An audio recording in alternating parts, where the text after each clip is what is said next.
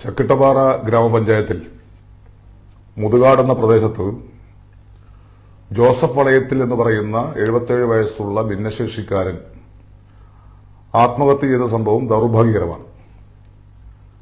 ഏത് മനുഷ്യന്റെയും മരണം ദുഃഖകരമാണ്, ദൌർഭാഗ്യകരമാണ്. ആ മരണത്തേക്കുള്ള സാഹചര്യത്തെ ഒന്നും ന്യായീകരിക്കൽ സാധ്യമായ കാര്യമല്ല. പക്ഷെ ഇപ്പോൾ ചില കാര്യങ്ങൾ, വസ്തുതകൾ പറയണം എന്ന് തോന്നിയത്, അദ്ദേഹം മരണപ്പെട്ട വാർത്ത അറിഞ്ഞ ഉടനെ കേരളത്തിലെ മാധ്യമങ്ങളെല്ലാം വലിയ തോതിൽ ക്ഷേമ പെൻഷൻ മുടങ്ങിയതുകൊണ്ടാണ് അദ്ദേഹം ആത്മഹത്യ ചെയ്തത്. ക്ഷേമ പെൻഷനെ മാത്രം ആശ്രയിച്ച് ജീവിക്കുന്ന ഒരു കുടുംബമായിരുന്നു അത്. അദ്ദേഹം നേരത്തെ പ്രഖ്യാപിച്ചിട്ടുണ്ട്, അദ്ദേഹത്തിന്റെ മരണക്കുറിപ്പിലുണ്ട് എന്നൊക്കെയാണ് കേരളത്തിലെ മാധ്യമങ്ങൾ പറഞ്ഞുകൊണ്ടിരിക്കുന്നത്. അദ്ദേഹം മരണപ്പെട്ട വാർത്ത അറിഞ്ഞ് 15 മിനിറ്റ് കഴിയുമ്പോൾ ഞാൻ ഗ്രാമപഞ്ചായത്ത് പ്രസിഡന്റ് നിലയിൽ ആ വീട്ടിലെത്തിയിട്ടുണ്ട്. അവിടെ മരണപ്പെട്ടതിന് ശേഷം ചെയ്യേണ്ട കാര്യങ്ങളൊക്കെ ചെയ്തിട്ടുണ്ട്.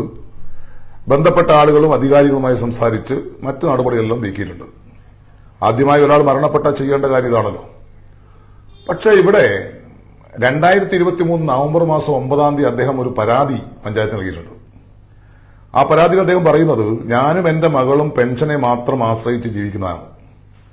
അതുകൊണ്ട് പെൻഷൻ മുടങ്ങിയാൽ ഞങ്ങൾക്ക് ജീവിക്കാൻ പറ്റില്ല, ഞങ്ങൾ ആത്മഹത്യ ചെയ്യുമെന്നാണ്.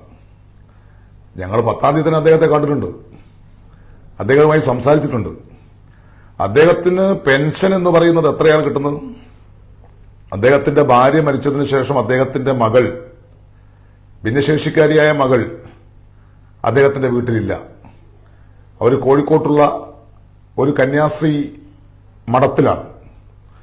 എന്നാൽ 8-ാം മാസം വരെ അദ്ദേഹം വാങ്ങിക്കൊണ്ടിരിക്കുന്നത് 2 ആളുടെ പെൻഷനാണ്. അദ്ദേഹത്തിന്റെ പെൻഷനും അദ്ദേഹത്തിന്റെ മകളുടെ രക്ഷിതാവ് നൽകിയ മകളുടെ പെൻഷനും. 28,600 രൂപ 8 മാസം കൊണ്ട് അദ്ദേഹം പെൻഷൻ കൈപ്പറ്റിയിട്ടുണ്ട്. ഒരു ശരാശരി പെൻഷൻകാരന് മാസം കിട്ടുക 1,600 രൂപയാണ്. ആ 4 മാസത്തെ 1,600 രൂപ 6,200 രൂപയുടെ കുറവ് കൊണ്ടാണ് അദ്ദേഹം ആത്മഹത്യ ചെയ്തതെന്ന് മാധ്യമങ്ങൾ പറയുമ്പോൾ 2023 അദ്ദേഹം എത്ര രൂപ സർക്കാരിന് പെൻഷനായി കൈപ്പറ്റിയിട്ടുണ്ട് എന്ന് പരിശോധിക്കണം. ഒരു മനുഷ്യൻ മരിച്ചു കഴിഞ്ഞാൽ അദ്ദേഹത്തിന്റെ ഈ വരുമാനത്തെക്കുറിച്ച് സംസാരിക്കുന്നത് പ്രയാസകരമായ കാര്യമാണ്. പക്ഷേ ഒരു ഭൂമുഖത്വമുള്ള മുഴുവൻ ആളുകളെയും തെറ്റിദ്ധരിപ്പിക്കാൻ കേരളത്തിലെ മാധ്യമങ്ങൾ ശ്രമിച്ചുകൊണ്ടിരിക്കുമ്പോൾ ഈ വസ്തുതകൾ പറയേണ്ട ഒരു ബാധ്യത തദ്ദേശ സ്വയംഭരണ സ്ഥാപനത്തിലെ അധ്യക്ഷ നിലയിൽ ഞങ്ങൾക്കുണ്ട്. അതുകൊണ്ട് നിങ്ങൾക്കിപ്പോൾ ആർക്കും രേഖകൾ പരിശോധിക്കാം. അദ്ദേഹത്തിന്റെ പെൻഷൻ കൊടുക്കുന്നത് വീട്ടിലാണ്. അദ്ദേഹത്തിന്റെ പെൻഷൻ വിതരണം ചെയ്യുന്നത് സഹകരണ ബാങ്ക് വഴിയാണ്. ആ സഹകരണ ബാങ്ക് വഴി അദ്ദേഹത്തിന് ഒരു വർഷം ലഭിക്കേണ്ട പെൻഷൻ 1,600 രൂപ തോതിൽ അദ്ദേഹത്തിന് ലഭിക്കേണ്ട പെൻഷൻ എത്രയാണോ, അദ്ദേഹം എത്ര രൂപ ഈ വർഷം പെൻഷൻ കൈപ്പറ്റിയിട്ടുണ്ട് എന്ന് രേഖാപരമായ ഒരു അന്വേഷണം കേരളത്തിലെ ബഹുമാന്യരായ വലതുപക്ഷ മാധ്യമങ്ങൾ നടത്തേണ്ടതാണ്. അത് നടത്തേണ്ട ഒരു യാഥാർത്ഥ്യമുണ്ട്. അദ്ദേഹം ഈ വർഷം 99 ദിവസം തൊഴിലുറപ്പ് പദ്ധതി ജോലി ചെയ്തതാണ്. അദ്ദേഹത്തിന് വേറൊരാളുടെ പറമ്പിൽ പോയി ജോലി ചെയ്യാൻ പ്രയാസമുണ്ട്, ഭിന്നശേഷിക്കാരനാണ്.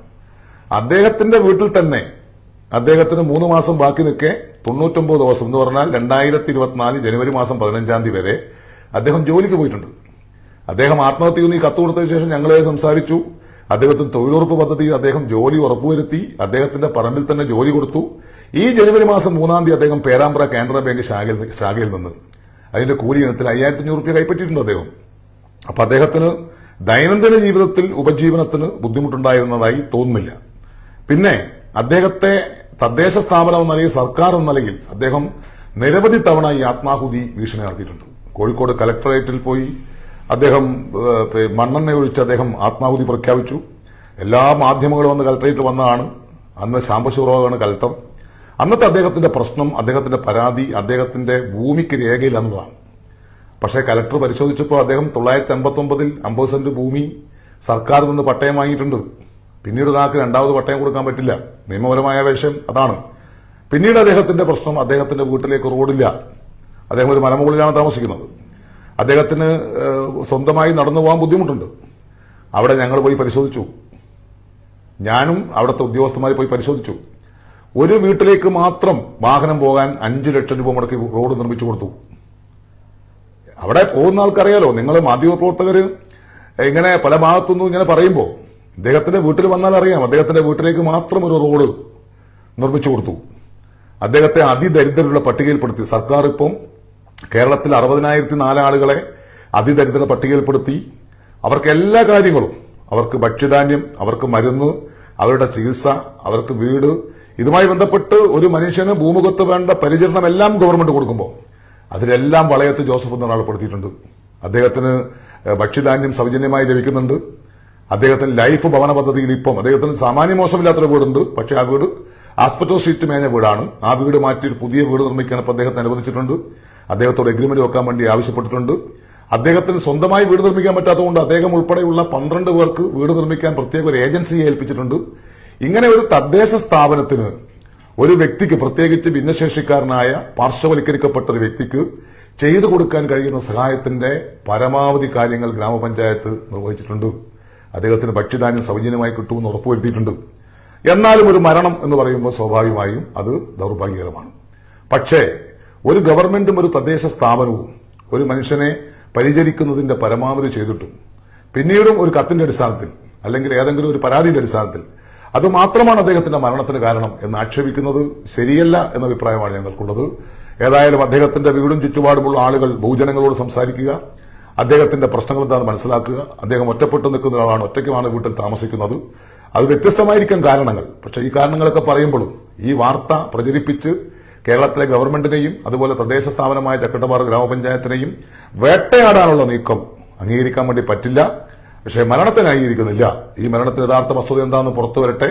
അദ്ദേഹത്തിന് കഴിഞ്ഞ ഒരു വർഷക്കാലം അദ്ദേഹം ആർജിച്ച സമാഹരിച്ചിട്ടുള്ള സാമ്പത്തികം ഏതെല്ലാം വഴിക്കാണ്, അദ്ദേഹം എന്തെല്ലാം പണം ലഭ്യമായിട്ടുണ്ട്, അദ്ദേഹത്തിന്റെ ഉപജീവനം എന്തായിരുന്നു എന്നതിനെക്കുറിച്ചൊക്കെ ഒരു പഠനം ഇനിയും ആവശ്യമാണ് എന്നെനിക്ക് തോന്നുന്നു.